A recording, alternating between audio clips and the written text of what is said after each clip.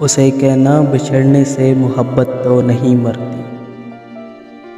उसे कहना बिछड़ने से मोहब्बत तो नहीं मरती। बिछड़ जाना मोहब्बत की सदाकत की अलामत है।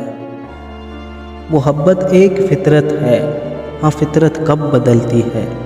सो जब हम दूर हो जाएं, नए रिश्तों में खो जाएं, तो ये मत सोच लेना तुम कि मोहब्बत मर गई होगी। नहीं, ऐसा नहीं होगा।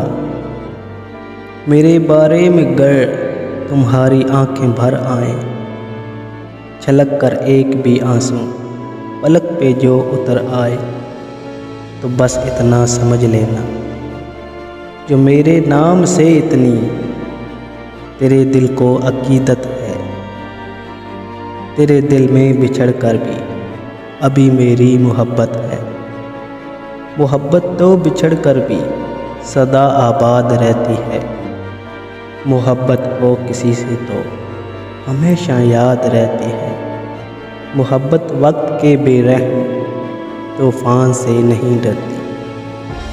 उसे कहना बिछड़ने से मोहब्बत तो नहीं मरती।